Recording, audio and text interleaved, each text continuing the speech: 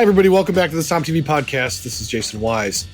On today's episode, I wanted to talk to longtime SOM Films cast member Steve Matthiasson, one of our good friends. Him and his wife, Jill, make some stupendous wine up in Napa. But the reason I'm talking to him is that he is somebody who introduced me to the concept of regenerative farming, sustainable agriculture, and all of these things that are now buzzwords. Steve and Jill have been living it for a long time.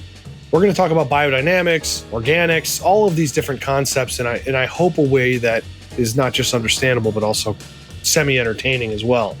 This episode is brought to you by a winery that we truly love, and also another cast member on SOM TV, Gerard Bertrand. So we have right now, you can find a piece on biodynamics featuring Gerard Bertrand and also some winemakers in Alsace. And we have an amazing series coming out called Behind the Glass, which we'll get into a major episode with Gerard. I can't overstate kind of what this person is doing in the region that they are doing it in. Gerard makes wine in the Languedoc. His family goes back quite a ways making wine in that area. And he has now the largest biodynamic wine space from an acreage standpoint in the world. If you pay attention to SOM TV and everything, you looked at our top 40 wines of 2020, and one of his wines was on it. It was the simplest rosé that he makes, the Côte de Roses, which, if you've seen, has like the rose-shaped bottom. It's in, some grocery stores and wine shops. This is a wine that is like our house rosé at my house. And this is not part of the sponsorship. They just are a wine we drink constantly. And the reason is it's affordable. It is exactly what I want in a rosé. It's crisp, it's easy to drink, and it's the same every time. But also, they don't put any junk in their wine. And so I don't know how you feel about biodynamics, but the truth of the matter is it gets winemakers out in their vineyards more, and that's better for wine. And they have this rosé coming out called Source of Joy. I think it's a pretty interesting thing that he is trying to do. Completely certified organic and vegan and the whole thing that he's behind. But also, it's a good wine. And I think that everybody who drinks wine needs to turn their head towards people who care about the soil, care about the things that live in the soil, and also care about the wine actually tasting good, which I think is, easy to forget in the process of talking about things like natural wine and biodynamics. So it's part of the reason I had Steve Matthiasson on this podcast is because he's a great communicator in this space. Without further ado, my friend, Steve Matthiasson. Steve, it's good to have you back here, bud. I really appreciate it. I mean, nobody in our universe here is better apt to talk about these topics. I don't want this to be real dry because it's a heavy topic, I suppose. But I think these words we're about to talk about, sustainability, biodynamics, regenerative farming, they're thrown around, at least from where I stand, a lot. But I don't think people understand what it means. And I want you to be able to explain what the hell these concepts mean and why would you even care about it? Seriously, I mean, I understand people care about the environment. But why don't we start with the fact that obviously, if you're listening to this pod and you don't know who Steve Matthiasson is, I don't know how that's possible because he's been in virtually all of our films. He's in a Verticals episode. He's in all of our, Sommelier's notebooks and so much more to come. But Steve, you're a tiny operation that produces wine at a level that is way bigger than who you are. You and your wife. I want to start with why the two of you guys came at wine with these three terms, or at least regenerative farming as a point. Why is that something you and Jill, care so much about? That was how we started. So it was way before wine for us. I mean, I got into the idea of organic. I mean, the term regenerative is a new term, but the concept behind it of just basically environmentalism and social justice baked into agriculture is an older concept. And I got into that when I was in grade school because I was at this school. There was like an ADD school. We had gardens and goats and, it was out in the desert because I grew up in Tucson and we had someone in fourth grade literally an ADD school? Like it was a school for people with attention deficit disorder? No, it was literally an unstructured hippie school because the school psychologist was like, get him out of here. I was struggling so bad. And this was in the 70s, they didn't really get it, but it was like, my parents figured out how to scrape it together to send me to this place. And you were just outside all the time. It was just a bunch of hippie nuns basically that started it. Called Kino Learning Center. And hippie nuns, that's one of my favorite genres of nuns. Yeah. The head still wore a habit, but she was a full hippie. Not from a do drugs standpoint, from like a environmental and different ways of raising kids and stuff perspective. But anyways, Greenpeace came. And so Greenpeace was, came and gave this thing. And this is in the 70s when they're clubbing the seals, and Greenpeace was a pretty radical organization still. And they were like showing like people club. I'm in fourth grade, and here's like pictures of bloody seals and eco warriors with their zodiacs, like cutting off whaling ships and spray painting seals so they wouldn't get clubbed and stuff. And I was absolutely blown away that this war was going on between eco warriors, I'm going to say, and horrible seal clubbers and whalers, basically. And that kind of like helped frame for me a lot of stuff, like the man. As a fourth grader, that's pretty formidable. Yeah.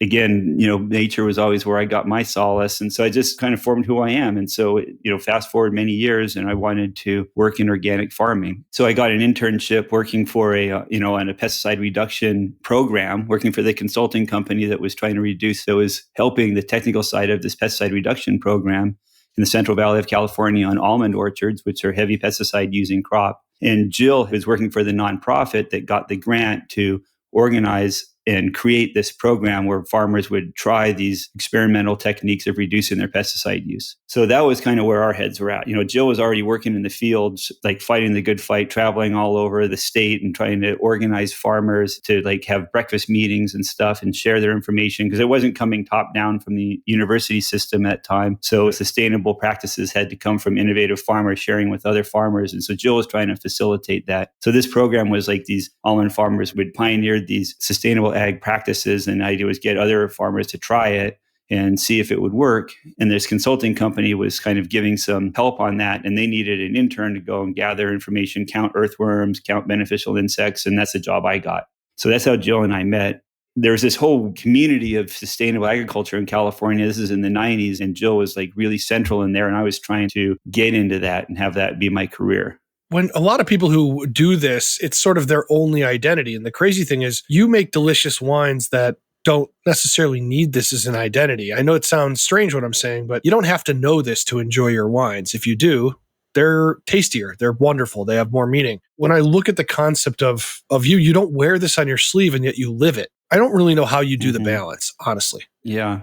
I don't know. I guess my take on that is that because we're very fascinated with the craft of farming, the craft of grape growing, the craft of winemaking. It's a craft, right? It's passed down, and you learn it, and then you develop it yourself and try to get better at it and try to pass it on to other people. And it's been going on for a long, long time, right? Back to the Armenians and the Romans and the Greeks and the Phoenicians and the Lebanese. And, this is a long heritage of agricultural knowledge, and whether it be vineyards or whether it be other crops, right? And so we really believe in that. We think it's cool. It's interesting. So like when you're practicing farming, you're practicing and perfecting an age-old craft, right? It's like being a Japanese woodworker or something. And farming organically or in tune with nature is naturally going to make the wine tastier, right? And so it sounds like, so like cliche to say words like holistic, but it really is important to think about all of these factors: the water cycle, the beneficial insects, the soil health, the climate, the people, how the wine's going to be consumed, the steps from getting it from grapes through wine and into the bottle and into the market. It's all about like thoughtfulness and mindfulness and understanding how they all fit in. And with any craft, the devil's in the details. So it's mastering each one of the different details. And so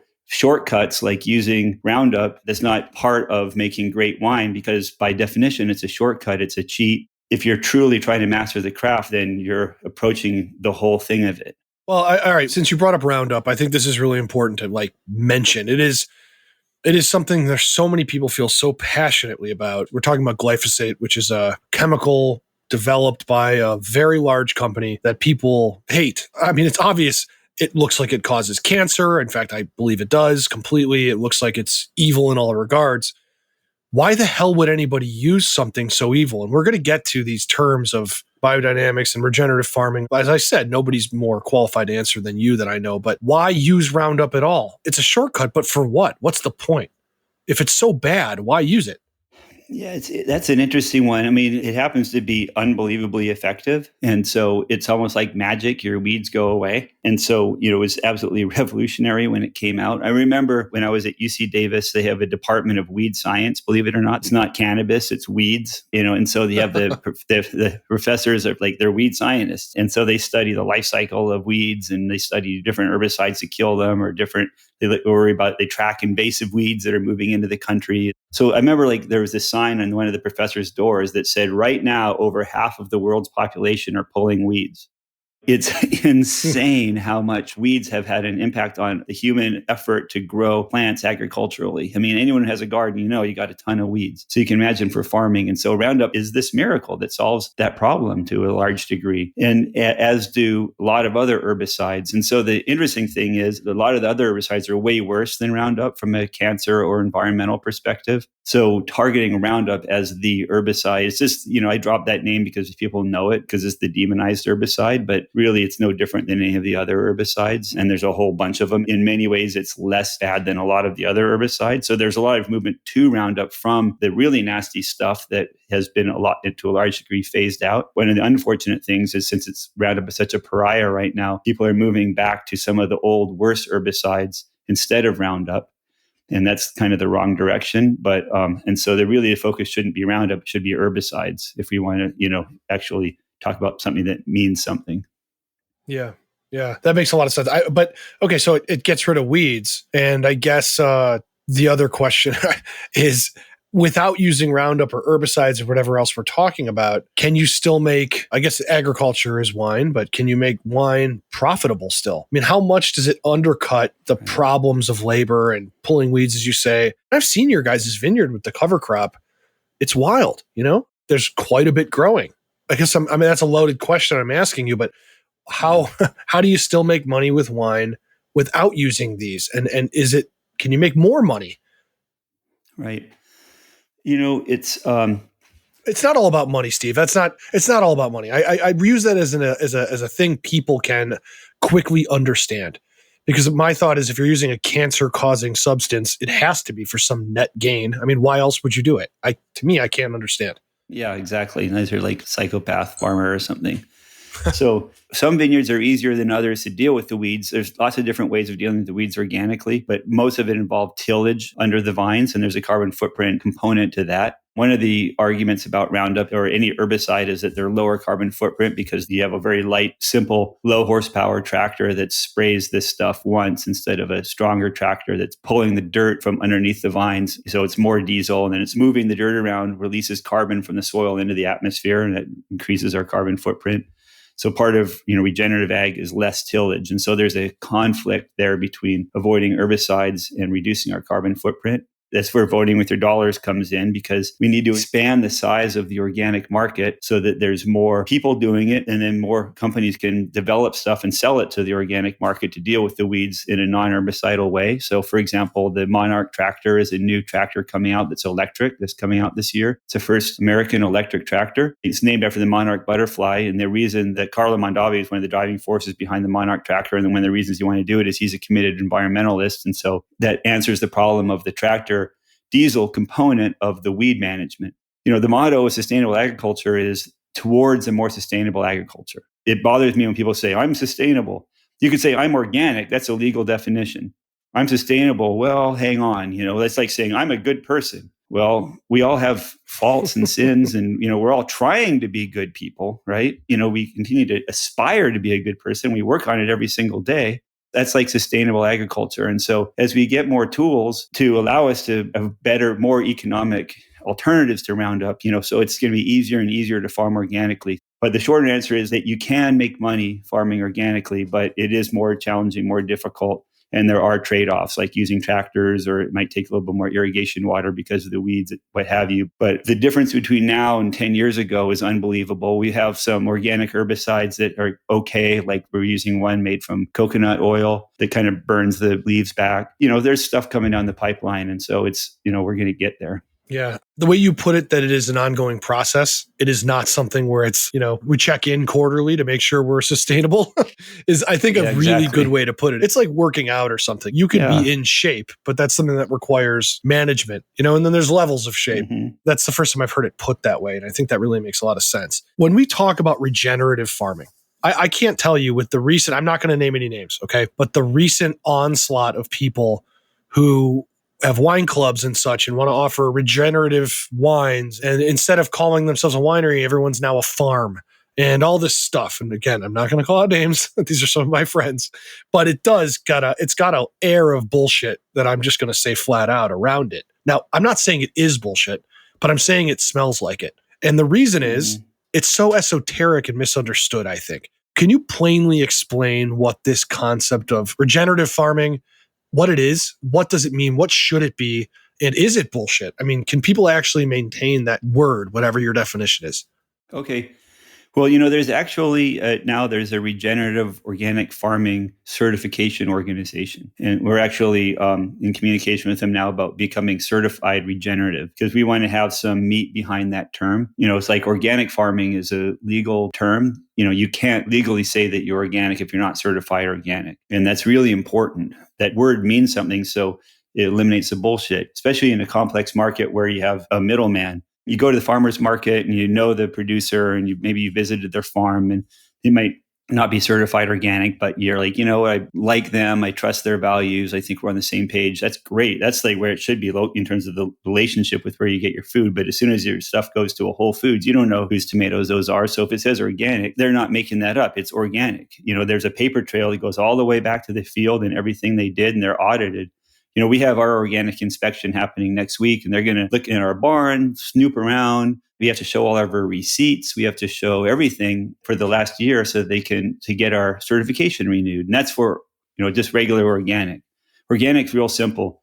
It's either natural or synthetic. If it's synthetic, it's not organic. If it's natural, it's organic. And so it's a very easy line to draw.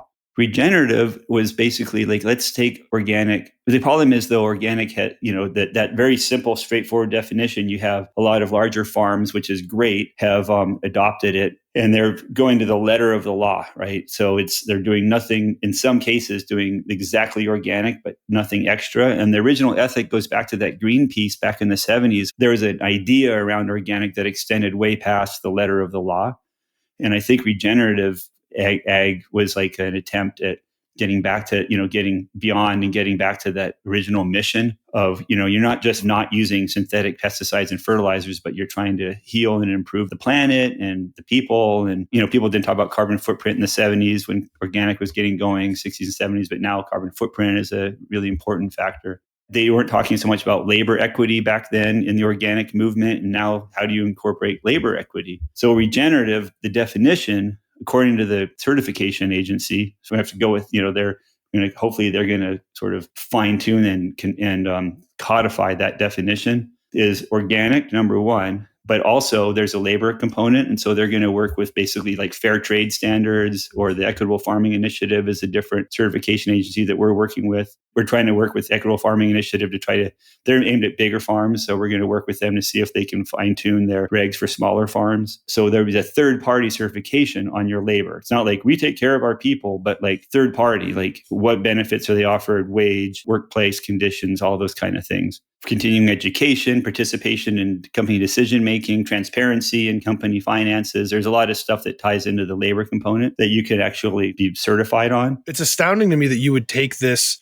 It feels like such a long game. Again, it's not about money, but you still need money to keep the business going, to have employees, to have a financial sustainability. It's impressive that you would take this, because it's not like you're jumping in after, most of Napa has done this. You're at the very tip of the sword of people doing this. So is your goal to have others regulate what you're doing so that others follow, or so that, I'm just curious, like what's the end game here? The reason that we, for example, are working with trying to help fine-tune regulations that we will then follow, like who wants to be regulated? Nobody, right? I hate getting inspected for the organic certification. It's stressful. You're like, I hope I didn't make a mistake. I hope that, all our papers are in order. It's crazy. It's like voluntarily being audited by the IRS every year. the reason why we want to do it is to put some teeth. You said there's an air of bullshit, to take that air of bullshit, the oxygen out of that air and bring some teeth in there so that it actually means something. If you say you're regenerative, it means something that someone else can be assured, right? And not poke holes in it and just say, that's where I want to spend my money and support that. And then ideally, others do follow. And ideally, because we've been trying this entire time since back when we worked at that first almond project to transform agriculture. Our sort of core mission here at Matthiasson with Jill and I, that is the core mission more so than delicious wine. We love delicious wine, and I take sort of great pride and fascination in the craft of viticulture and winemaking. But we got into this thing because we were committed to this vision of being able to live in a world where farms and the land gets healthier and healthier and healthier with every year of farming, rather than get closer and closer and closer to running off the edge of a cliff and all of us dying, basically, which is where we're headed right now. Jeez.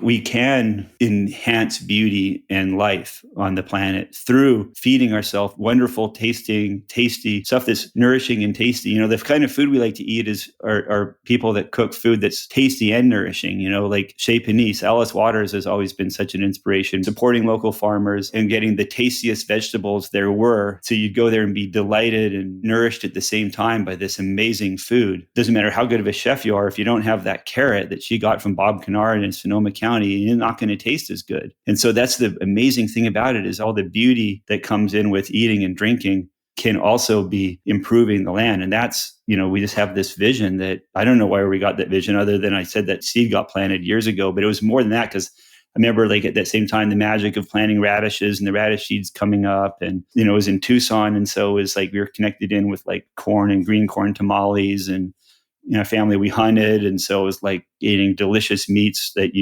seeing that animal out there, and a beautiful animal that I don't know how many people listening to this are hunters or be grossed out right now, but to me, it was a beautiful thing to sort of go out there and track a deer and then kill it and bring it back and go through the whole process and honor it and not waste a single thing. Your friends would come over and it'd be the most amazing meal, and you could tell them the story of where it came from and have it with your vegetables from the garden. And that's what it's all about. That was, to me, that's the height of living right there. That's what we're trying to recreate in our lives. And I've seen Jill's gardening and the way you talk about meat and handle meat. That's why it's so hard to have you talk about these individual things, because I know they're all so connected for you. I know this is not something that's talk about this one thing we do. For you, it's all connected. I have seen it firsthand. But, and I say the normal person, I'm even speaking about wine professionals who really don't understand. I mean, I want to bring up another term, and that is biodynamics. I want to know, A, what your thoughts are on biodynamics and how people can understand what it means to wine. I know there's a lot of, there's a lot to unpack in biodynamics. I should ask you first, do you practice it? Do you believe in it? And then after that, what are your thoughts on it? And, is it good for wine? Is it good for what you drink? Because it's a big buzzword now. I know it's a real thing, but it's a big buzzword. Yeah.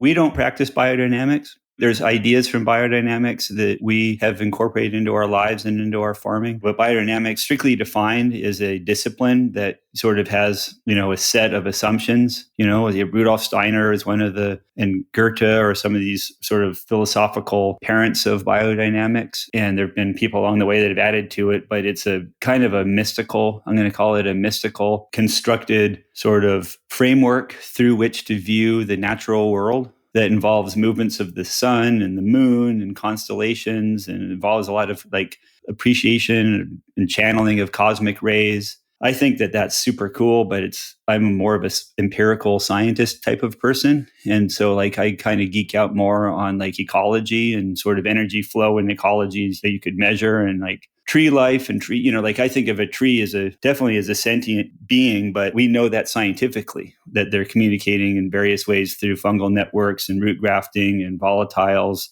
in the air and symbiotic relationships with pests and animals and diseases and beneficial insects and beneficial fungi. And, there's so much for me personally in the natural world empirically that I'm not drawn to biodynamics, but I'm also not drawn to religion.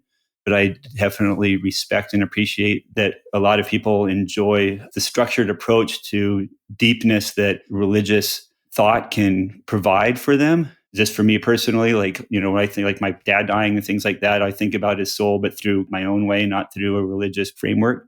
A lot of folks think biodynamics is organic plus, and it's really not, because organics has always been an empirical science-based agricultural discipline. And biodynamics is, I think, I'm going to say it's more mystical, basically. It's different strokes for different folks, but it definitely, I'm going to say that I do think that it's going to be a positive channeling into the wine, because people that are into biodynamics are, I would say, pretty much you're going to see a lot of passion, and it definitely fosters a very deep relationship with the land and with the process. And so when someone's farming biodynamically, for me, my ears are pricking up, and there's a good chance I'm going to like that wine because they have an unusually deep relationship with their place. No, that's a great way to put it. I mean, I've traveled and filmed. Anyone who's seen the movies knows we film in Alsace, which is a big place for biodynamics. The Languedoc, we have stuff on biodynamics, literally filmed down there recently. And it's something that endlessly fascinates me. I always find the rhetoric around not believing in it, believing in it, people passionately arguing against it or whatever. I think what I've seen, whether you adhere to it or follow it or whatever, it does seem to put winemakers out in the vines more often, in nature, breathing the air, looking at the ground. And I personally can't see that as ever a bad thing. Now, I know there's a lot of things around that for biodynamics, but I do think when we speak about these terms, I think that's important to remember that when farmers are actually farmers and have to answer to the ebb and flow of nature and those things, I think it makes better wine. How does the consumer, maybe the wine professional, someone who's a server, how do they navigate this world so that they can pass it on to the consumer? Where do they start? It's one thing for me to have a conversation with you, I know you, but for normal or just average people or just curious people, where do you start here? Yeah. Well, first off, I think a wine professional can say this wine is biodynamically farmed or this wine is regeneratively farmed. Therefore, this winemaker cares very deeply about this place. So I think when you try this wine, you'll see that they're trying their utmost to communicate the terroir for you, that place and time. I think that's pretty much a given, that someone who's going to go to that effort to farm regeneratively or farm biodynamically or organically has a very deep relationship with what they're doing. So I think that that's important to convey. Wine, we've talked about this in the past, that, the most interesting thing about wine is the person. There's a vision there, and you're tasting this point of view this person has in how they approach their place and their craft. And so that's endlessly interesting. I get a little bit bored when discussion of terroir is focused exclusively on geology. Geology is very interesting stuff, but it's a component of the most interesting stuff, which is the human story, right? Because there's so much flavor complexity in wine compared to a lot of other things that we consume. Every wine is different. And so you can actually get the sense of the person through the wine. And so someone who's farming biodynamically, probably there's more of them in that wine than a wine that comes out of a larger winery where it's a group of winemakers who have focus groups on how the wine should taste and hitting a flavor profile, right? That's so uninteresting because there's no person there. So you have a continuum between the real boring stuff and then the really interesting stuff. And I think you'd find a lot of biodynamic or regenerative, or I'm using those interchangeably because they're actually kind of different, like I had mentioned earlier. But the reason I'm using interchangeably is because they both represent a deep relationship with the place and the craft. And that's what it's all about with, really loving wine. That's perfectly put, Steve. I also want to call out that these terms don't necessarily mean expensive or cheap wine. There are biodynamic wines I know of, rosés from the Languedoc that you can get for $13 a bottle. There are organic wines that are not necessarily expensive. I mean, of course, there are wines on those that are very expensive. So I want people to know that that's not a term that necessarily means what it costs. I can't honestly thank you enough, Steve, for shedding a little bit of light on this. And I hope everybody goes and tries. I guess the last question would be, can you taste an organic wine, a biodynamic wine? Could you blind taste that? Is it any different than a regular wine from a standpoint of actual physical traits, chemical traits in the wine? I don't think you can taste, because you can analyze a wine and analyze that it contains pesticide residue, but you can't taste it. I sometimes think in some regions that spray a lot, that have really high disease pressure, I sometimes think you can kind of taste the sprays in it, actually. I know you didn't mean it literally, but I think that literally, if they spray a ton, I actually think you can taste it. But in the vast majority of cases, you can't taste it, in my opinion. But at least I can't taste it. What does it taste like? You get like kind of a little bit of a burnt rubber or kind of burnt plastic kind of character. Like if you're like back in the days when we were didn't know better and we were throwing our trash on the bonfire at the end of camping, and you kind of smell that smell, kind of getting that in the wine. I'm not going to name any regions, but I see it in some of the really gnarly regions that have a lot of disease pressure.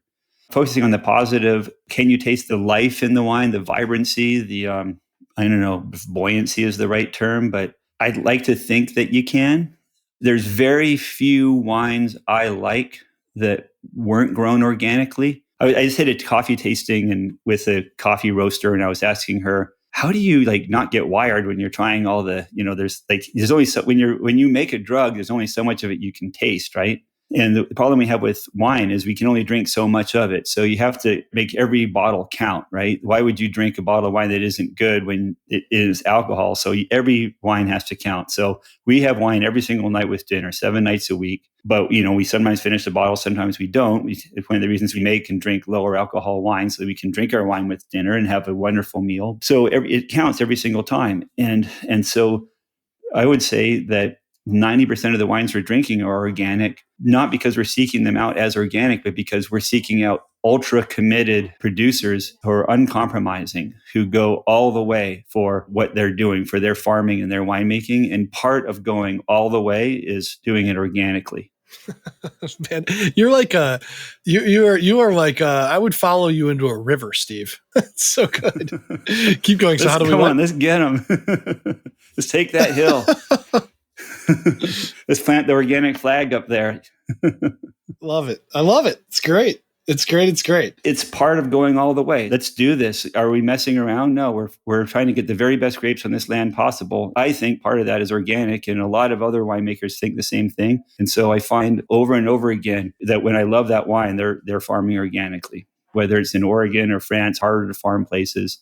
That's what we're into. And most of my consulting here in Napa on vineyards, they're organic, serious wines that a lot of folks probably would not imagine are organic. Of my consulting clients, like Della Valley Vineyards is like multiple 100 points with Parker. They've been organic for years. Isley Vineyard is organic. Spotswood is organic. It's part of quality. When you dig into a great owner-operator winery that has achieved greatness, the chances are they're either organic or pretty darn close.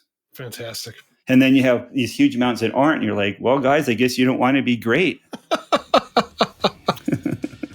Steve, it is always a pleasure to have you on the Somm TV podcast. I have a feeling you're going to be on again soon because I know your number and I know where you live. We will talk more about a lot of stuff. I would love to know from our listeners what kind of things you'd like to have Steve talk about, answer in the natural world, or having to do with wine, or having to do with coming from the ground up, making a winery. Hit us up at hello@sommtv.com. We want to know. Steve, you're a gem. I can't wait to drink way too much low alcohol wine with you again soon. There we go. All right, buddy. Be safe. We'll talk soon. All right, take care. Thank you. Thank you, everybody, for listening. I hope that this shed a little bit of light on some concepts that seem more complex than they actually are. Please go to sommtv.com. You can see Gerard Bertrand's biodynamics piece. And also remember, we have Behind the Glass coming, which is a great look at one of his famous wineries, Clos d'Ora, or his famous vineyards. That's coming on Somm TV soon. Somm TV is $49.99 for the year. Make sure you check out Gerard Bertrand's new wine, which is called Source of Joy, which I think is probably aptly named, considering there's alcohol and delicious wine in the bottle. All right, everybody, go to sommtv.com and be safe.